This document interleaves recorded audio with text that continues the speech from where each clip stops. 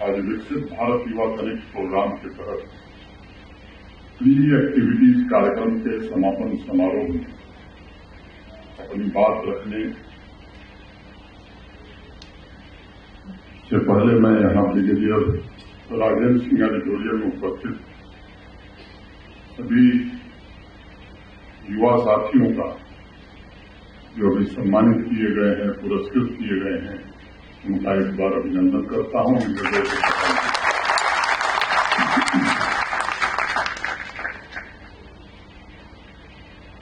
खासतौर से युवा स्टूडेंट से सवाल जानना चाहता हूं, दुनिया का सबसे बड़ा चमत्कार क्या है? कोई बताएगा? सबसे बड़ा चमत्कार यूनिवर्स में क्या है? डिबेट कंपटीशन नहीं हुआ था क्या? दिन कोई जवाब देना चाहेगा तो बोल सकता है। व्यक्तिगत रूप से मैं मानता हूं यूनिवर्स का सबसे बड़ा चमत्कार जो है वो मनुष्य का मस्तिष्क है, ह्यूमन माइंड। जहां पर हर एक स्टूडेंट के ब्रेन में लगभग 10,000 करोड़ न्यूरॉन्स उपस्थित हैं और एक न्यूरॉन लगभग 1,000 अन्य न्यूरॉन से जुड़ा हुआ है। यानी अगर आप इसको कुल कैलकुलेट करेंगे तो हर पल कुल मिलाकर आपके दिमाग में, आपके माइंड में 1 लाख करोड़ न्यूरॉन का कनेक्शन बन रहा होता है। ये फिजिकल रूप में दिखाई नहीं पड़ता है, लेकिन एक माइंड का नेटवर्क इतना विशाल है, वो व्यापक है, जिसकी आप दुनिया के किसी भी नेटवर्क या प्लेटफॉर्म से तुलना नहीं कर सकते। और मैं इसे आइडिया का नेटवर्क मानता हूं, क्योंकि मेरा मानना है ह्यूमन माइंड इस यूनिवर्स का सबसे बड़ा चमत्कार है और सबसे पावरफुल सोर्स भी है। आप सोचिए, यह पावरफुल फोर्स अगर एक उद्देश्य के लिए समर्पित हो जाए तो उसे प्राप्त करने में न कोई दिक्कत होगी, न दुनिया की कोई ताकत उसे रोक पाए। हमारे यहां ऋषि मुनियों ने प्रार्थना जब की तो कहा कि आकुति सत्या मनसो में अस्तु गुरु जी, हे ईश्वर, मेरे मन के संकल्प सफल हों। और आगे कहा, मेधा यज्ञे मेधा विदम कुरु, तथा विवेक को प्राप्त कर हम सब मेधावी बने। मित्रों, मेरा विश्वास है कि कोई भी राष्ट्र सिर्फ भौगोलिक क्षेत्र के कारण नहीं, बल्कि ह्यूमन माइंड के पोटेंशियल के कारण महान होता है। और ये आपके कुलपति जी बता रहे थे नॉलेज इकोनॉमी की बात। ये दुनिया के लिए नई टर्मिनोलॉजी, लेकिन भारत के लिए ये टर्मिनोलॉजी नई नहीं है। दुनिया के लोगों को अब पता लगा है नॉलेज इकोनॉमी के बारे में, लेकिन हमारे पूर्वज इसमें पारंगत थे। यंग माइंड, युवा मस्तिष्क, सोशल ट्रांसफॉर्मेशन और देश के इकोनॉमिक ग्रोथ में सबसे महत्वपूर्ण योगदान देने की ताकत रखता है। यही ताकत पूरी तरह से विकसित भारत के निर्माण को समर्पित हो। मुझे लगता है यही विकसित भारत युवा कनेक्ट प्रोग्राम का सबसे बड़ा उद्देश्य है। एक दुनिया के बड़े प्रसिद्ध अर्थशास्त्री हैं यंगस मेडिसिन, उन्होंने, उनकी टीम ने अभी रिसर्च किया है पिछले 4-5 वर्षों में, और जो शोध प्रकाशित हुआ, मैं पूरे शोध के विवरण में नहीं जाना चाहता हूं, कुछ तथ्य आपके ध्यान में लाना चाहता हूं। उस रिसर्च टीम ने कहा है कि 11वीं शताब्दी में वर्ल्ड जीडीपी में भारत का जो शेयर था, भारत का जो कंट्रीब्यूशन था, वो मोटे तौर पर 33% हुआ करता था। दुनिया के आज जो तमाम विकसित देश माने जाते हैं, पूरे यूरोप को मिला लीजिए तो उनका कंट्रीब्यूशन 11% से कम था और अमेरिका 2.5% से कम हुआ करता था। सनई 15वीं शताब्दी आते आते जब हमको जो लोग बताते हैं कि संस्कृति हमने और राष्ट्र के रूप में निर्माण उनसे सीख करके लिया जब वो स्टोन एज में जीते थे, तब हम विकसित राष्ट्र। 14वीं-15वीं शताब्दी में यूरोप का पुनर्जागरण हुआ। 15वीं शताब्दी में भी हमारा कंट्रीब्यूशन मोटे तौर पर 25%। आक्रांता है, विदेशी आक्रांता है, धन यश वैभव सब कुछ लूट के ले गए। एक मोटे अनुमान के मुताबिक आजादी मिलने तक 15वीं शताब्दी के बाद से लेकर 1947 तक $45 ट्रिलियन अंग्रेज यहां से लूट करके ले गए, और इसलिए वो संपन्न राष्ट्र बने या विकसित राष्ट्र। आजादी मिलने के बाद 1950 में जब आकलन हुआ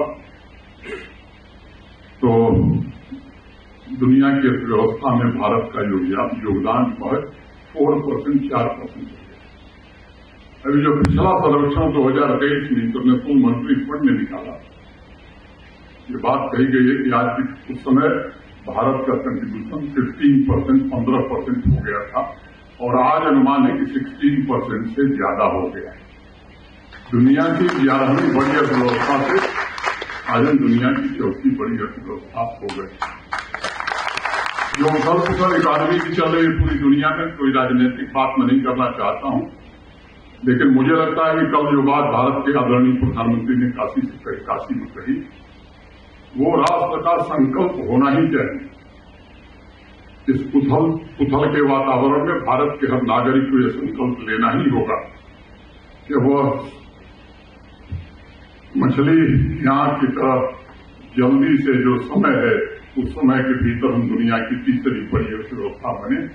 22 वर्ष बचे हैं, 2025 में हम प्रकाश कर रहे हैं बाजार में, 22 वर्ष में 2047 आएगा, और ये लक्ष्य हम प्राप्त करें। उसमें जम्मू यूनिवर्सिटी का रोल क्या होगा, जम्मू कश्मीर के विश्वविद्यालयों का, शिक्षण संस्थाओं का रोल क्या होगा, और यहां पढ़ने वाले युवाओं का क्या रोल होगा।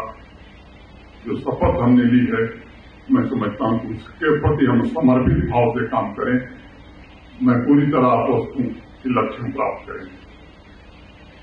आपको भविष्य के रास्ते आपको तय करने, मॉडर्न इन्वेंशंस के साथ साथ आपको चेतना के नए आयामों को प्राप्त करने की प्यास जो आपके अंदर है, उसे जीवंत बनाए रखना है।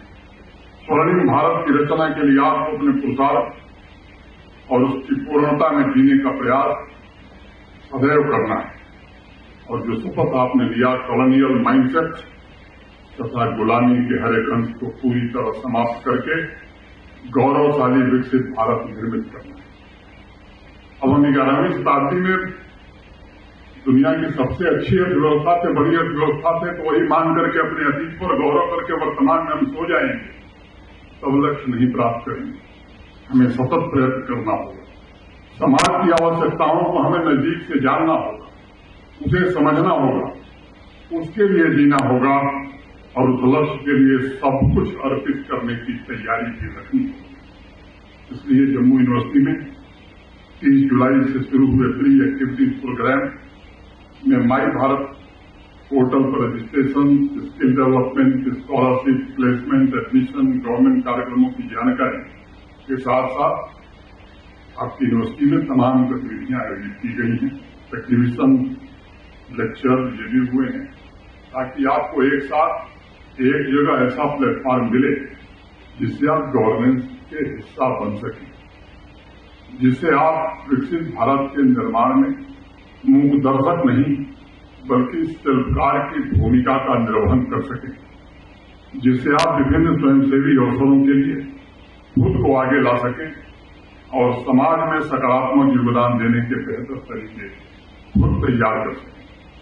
1 अगस्त को आपका यह संकल्प सिर्फ जम्मू में नहीं, पूरे देश में देखा। ड्रग एडिक्शन के खिलाफ आपकी रैली की चर्चा, उसमें युवाओं के नेतृत्व ने, समाज की व्यापक भागीदारी ने नशामुक्त जम्मू कश्मीर के संकल्प को और सशक्त बनाया। और मुझे विश्वास है कि जिस प्रकार से आप सबने समाज में एक नई जागृति पैदा की है, उसका असर जरूर होगा, हर स्तर पर होगा। मुझे इस बात की भी प्रसन्नता है, युवा नेतृत्व पर संवाद के अलावा युवाओं के लिए चलाए जा रहे स्कीम्स की भी जानकारी मुझे दी गई। हेरिटेज यात्रा के द्वारा अपनी सांस्कृतिक विरासत से भी जोड़ने का प्रयत्न किया गया। आज इस अवसर पर मैं आप लोगों से एक और सवाल पूछना चाहूंगा। क्या कभी क्लास में, लेक्चर या लैब के कार्य के पश्चात अपने व्यस्त समय में एक पल निकाल करके आपने सोचा है कि आप क्या खोज रहे हैं? कोई बताएगा? कोई बच्चा, कोई बेटी, कोई स्टूडेंट इसका जवाब देना चाहे तो उसका स्वागत है, खुला निमंत्रण है। संकोच करने की जरूरत नहीं। कोई पति जी हैं तो भी पसंद नहीं होंगे या आपके सीनियर प्रोफेसर बैठे हैं तो इसमें मेडल जो लोग लिए हैं वो तो लग रहा है कि मेडल लेकर आराम की मुद्रा में हो गए। दरअसल युवावस्था में हमारी सारी खोज, हमारी हर एक यात्रा स्वयं को खोजने की यात्रा। अक्सर यह अचेतन रूप से चलती रहती है, हम उसके बारे में खुद नहीं जान पाते। हर एक स्टूडेंट जब यूनिवर्सिटी में आता है तो सामान्य रूप से एक मेटल की तरह, एक घाट की तरह होता है। यूनिवर्सिटी उसे शिक्षा के साथ साथ स्वयं को जानने के लिए प्रेरित करती है।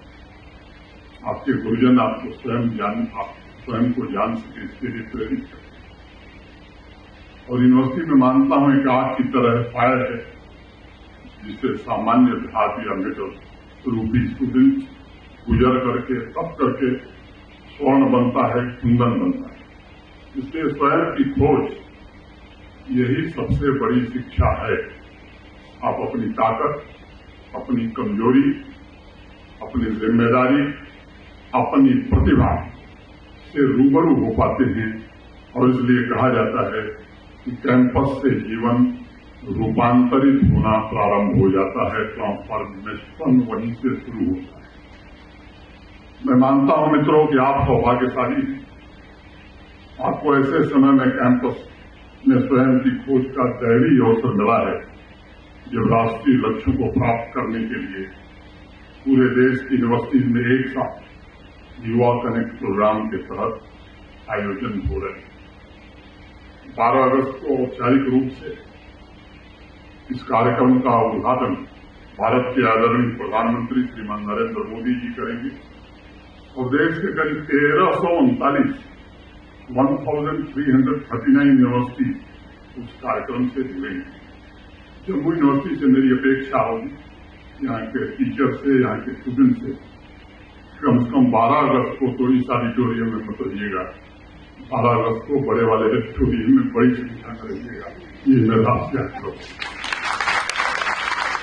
जब मैं जोड़ रहा था तो उधमपुर, डोडा, कठुआ से लोग आए थे। अगर उनको निकाल दिया जाए तो यूनिवर्सिटी की संख्या बड़ी कम है। तो मेरा विशेष रूप से आग्रह होगा, विकसित भारत युवा कनेक्ट प्रोग्राम अब ये देश का वार्षिक अभियान होगा। आप सभी को दृढ़ संकल्प और नई उमंग के साथ विकसित भारत के इस महायज्ञ में भाग लेने का अवसर मिलेगा। इस अभियान में हमेशा इस बात को याद रखने की जरूरत है, ये 21वीं सदी, ये भारत की सदी है और ये पत्थर पर लिखी हुई भविष्यवाणी है, इसे कोई बदल नहीं सकता। ये नियत है, ये समय का चक्र जैसा मैंने कहा घुमा है। 1950 में 4% कंट्रीब्यूट करने वाला भारत आज वर्ल्ड जीडीपी में 16% कंट्रीब्यूट कर रहा है और ये चक्र जब तक भारत 33% तक नहीं जाएगा तब तक रुकने वाला नहीं है।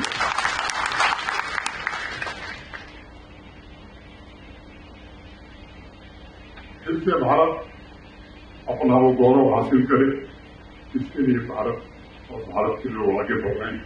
आज संपूर्ण विश्व की संभावनाओं की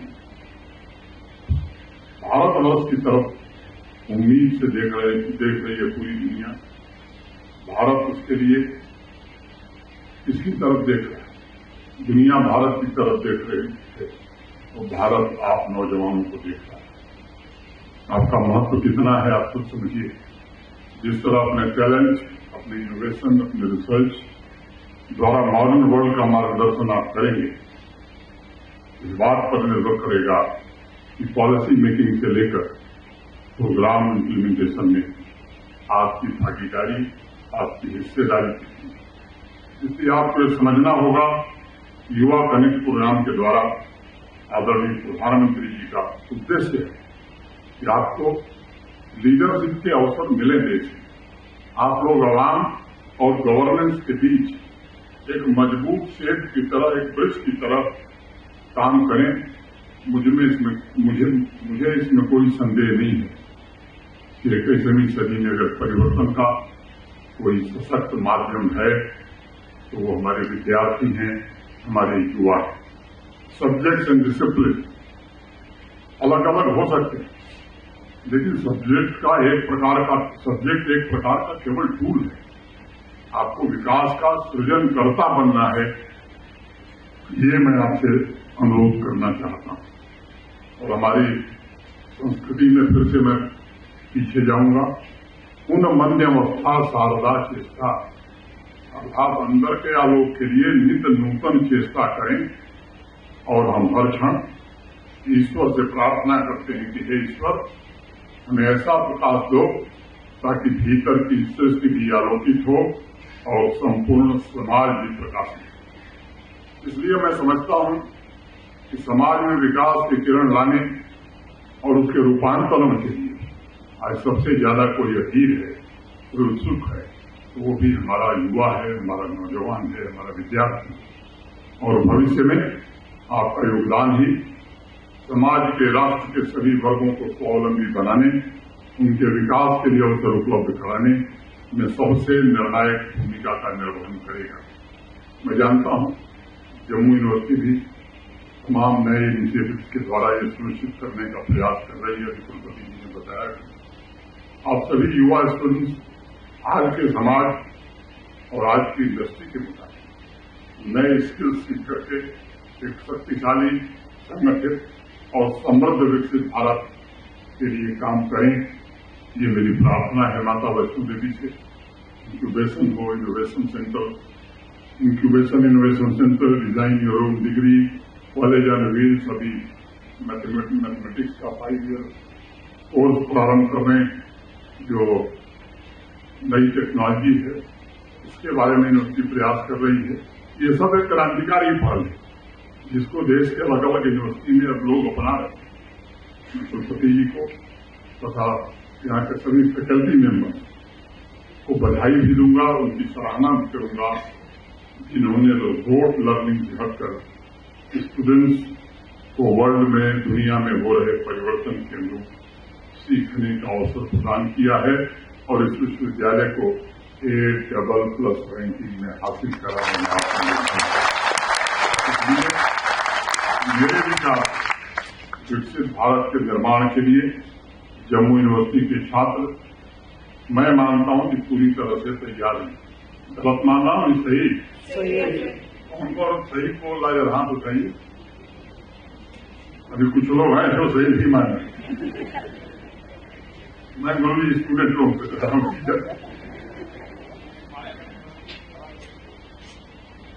क्योंकि वो सिर्फ क्लासरूम की दीवारों से अब आप नहीं बने, क्लासरूम के नियम से केवल आप नहीं बने, बल्कि कैंपस के बाहर हो रहे परिवर्तन से आप जुड़ रहे हैं, सीखने की कोशिश कर रहे हैं और इससे आप इम्पावर हो रहे हैं। आज मैं आप लोगों के सामने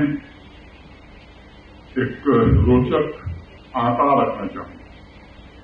अगर स्टूडेंट्स के सीखने के चक्र, लर्निंग साइकिल का अध्ययन किया जाए तो 5 वर्ष से लेकर 24 वर्ष तक अगर आप जोड़ेंगे तो मोटे तौर पर 28,000 घंटे एक विद्यार्थी अध्ययन में व्यतीत करता है। और थोड़ा और गहराई में आप जाएंगे तो पाएंगे कि 28,000 घंटों में उसे एक भी घंटा स्वतंत्र रूप से मौलिक रिसर्च, ओरिजिनल रिसर्च या कुछ खोज इन्वेंट करने के लिए नहीं मिला। सामान्य तौर पर हर काम असाइनमेंट होता है। मैं फैकल्टी मेंबर से भी ये जरूर कहना चाहूंगा कि ऐसा हो रहा था, ये सच है। अगर अभी भी ऐसा हो रहा है तो उससे जितना जल्दी पिंड छूट जाए, मैं समझता हूं विकसित भारत की यात्रा में हमारा योगदान बढ़ जाए। क्योंकि विद्यार्थी सिलेबस से बना हुआ है, उसके बाहर वो न सोच सकता है न जा सकता है। वो क्लासरूम के बंधन में है, उसे तोड़कर बाहर निकलने में उसे कठिनाई, और ये वजह थी जिसका जिक्र मैं पहले कर रहा था। 14वीं शताब्दी से लेकर 20वीं शताब्दी तक विश्व में जो बड़े बड़े आविष्कार हुए, इन्वेंशन हुए, उसमें भारत का नाम नहीं था। हमारे पास वैज्ञानिकों के, इंजीनियर्स की एक लंबी चौड़ी श्रृंखला है जिन्होंने दुनिया के विकास में महत्वपूर्ण योगदान दिया। नाम अनेक है, उसको मैं उद्धृत कर सकता हूं। सीवी रमन साहब हों, होमी जहांगीर भाभा हों, हरगोविंद खुराना हों, श्रीनिवास रामानुजम हों, मेघनाथ साहा हों, विक्रम साराभाई हों, ऐसे और भी नाम आप ले सकते हैं। लेकिन आज भी वैश्विक परिवर्तन लाने वाले आधुनिक इन्वेंशन का जिक्र जब होता है तो हम भारतीयों का नाम गायब रहता है। क्या इस पर हम नहीं विचार करेंगे? तो अगर इस विश्वविद्यालय में नहीं विचार करेंगे तो क्या जम्मू के हाईकोर्ट में विचार होगा? मैं आपको कुछ उदाहरण देना चाहता हूं। सन 1440 में जर्मनी में प्रिंटिंग प्रेस का आविष्कार पूरी मानव सभ्यता की एक बड़ी परिवर्तनकारी घटना थी। उसी प्रकार 1989 वर्ल्ड वाइड वेब, इस क्रांति ने, एक नई क्रांति ने दस्तक दिया। इन दो इन्वेंशन के बीच, चाहे वो मोटर कार हो, एयर कंडीशनिंग हो, माइक्रोवेव हो, टेलीफोन हो, आर्टिफिशियल पेसमेकर हो, कंप्यूटर हो, कहीं भी भारतीय आविष्कारकर्ता का नाम आया। क्योंकि हम क्लासरूम से बदले, असाइनमेंट से बदले, सिलेबस के बाहर खोलते ही नहीं। इसका मतलब ये कतई मैं नहीं कह रहा हूं कि हमारे पास टैलेंट की कमी थी, बिल्कुल नहीं। इसका मतलब यह है कि बहुत वर्षों तक हम एक ढर्रे पर चल रहे हैं और कुछ नया डिस्कवर करने की बजाय किताबों के पन्ने को हम पढ़ते रहे और उन्हें अपनी कापियों में भरते रहे। इसके अलावा हमने कुछ किया नहीं विशेष। उसकी स्टूडेंट की क्यूरियोसिटी की आग को हमने कभी हवा देने का काम ही नहीं किया। हम सब जानते हैं इसका यही प्रमुख कारण था कि ब्रेन ड्रेन देश से शुरू हो गया। प्रवासी भारतीयों ने सिलिकॉन वैली की नींव जाकर के अमेरिका में रखने का काम किया। हमने रखा, हमारे लोगों ने रखा। वहां अमेरिका में बैठकर विनोद भान ने पेंटियम प्रोफेसर बनाया जिस पर कंप्यूटर चलता है। समीर भाटिया ने दुनिया की सबसे पहली बेस्ट ईमेल सर्विस इन्वेंट की। आजकल डेटा ट्रांसफर करने के लिए स्टूडेंट्स या टीचर जो यूएसबी प्रयोग में लाते हैं, उसे हमारे ही देश के अजय भट्ट ने बनाया। फाइबर ऑप्टिक हमारे एक भारत के युवा नरेंद्र सिंह ने बनाया। आज टेस्ला हो, स्पेसएक्स हो, अनेक ऐसी कंपनियां, गूगल, माइक्रोसॉफ्ट, एडोब, IBM, जितनी भी बड़ी टेक्नोलॉजी कंपनियों का नाम लेंगे, सबका नियंत्रण भारतीयों के हाथ में है। अब 21 जुलाई को अखबारों में खबर छपी कि 8 भारतीयों ने आर्टिफिशियल इंटेलिजेंस और मशीन लर्निंग की क्रांति में दुनिया में सबसे महत्वपूर्ण योगदान दिया। और अमेरिकन इंस्टीट्यूशन में उनके रिसर्च को पढ़ाया जा रहा है। इसलिए मैं जम्मू यूनिवर्सिटी को, कुलपति जी और सभी प्राध्यापकों को हृदय से साधुवाद देना चाहता हूं।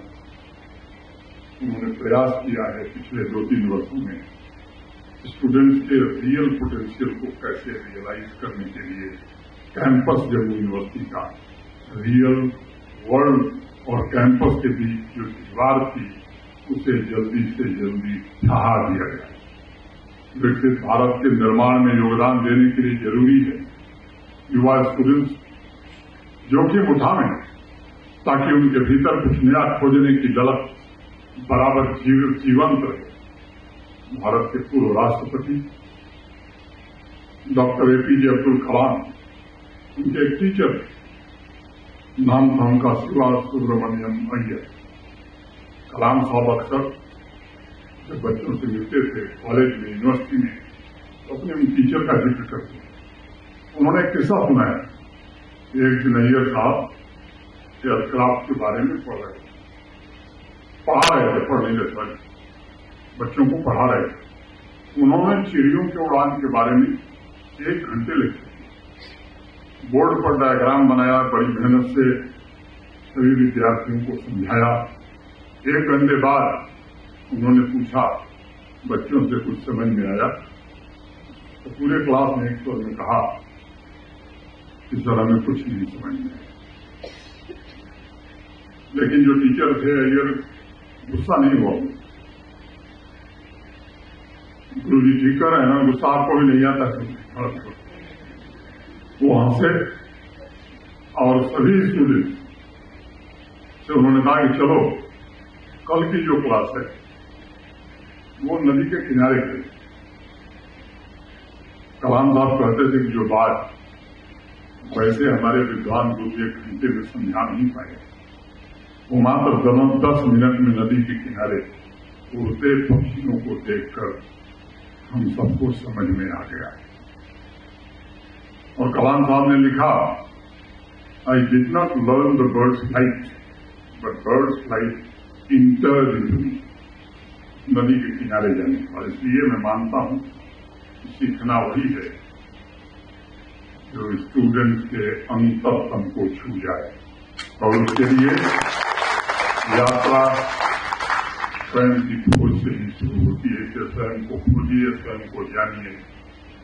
वो यात्रा सिलेबस से नहीं बनी हुई। मैं इस बात का जिक्र आवश्यक समझता हूं। एनईपी ने इंटरडिसिप्लिनरी अप्रोच के द्वारा सुनिश्चित करने की दिशा में एक महत्वपूर्ण कदम आगे बढ़ाया है। हर एक सब्जेक्ट को महत्व मिले और उसे सीखने और समझने का तरीका भी बदले। पुराने तरीके से थोड़ा हमें अलग सोचना। समाज में कंप्यूटर इंजीनियर का उतना ही महत्व है जितना एक म्यूजिशियन का है। और इसलिए मेरा निवेदन होगा एक स्टूडेंट की दूसरे स्टूडेंट से तुलना किए बगैर उन्हें जीवन को समग्रता में देखने की दृष्टि अगर हम दे सके, ताकि हमारा युवा एक क्षेत्र में लीडर बन करके विकसित भारत के निर्माण की जिम्मेदारी का बखूबी निर्वहन कर सके, तो ये इस विश्वविद्यालय का सबसे बड़ा योगदान होगा। अंत में मैं अपनी बात समाप्त करने से पहले कहना चाहूंगा कि आज हमारे कैंपस के सामने इस बात की भी चुनौती है कि हर रोज बदल रहे टेक्नोलॉजी के साथ कदम से कदम मिलाकर हम कैसे चलें। और ये केवल स्टूडेंट्स के सामने चुनौती नहीं, जो स्टूडेंट्स को पढ़ा रहे हैं उनके सामने भी चुनौती।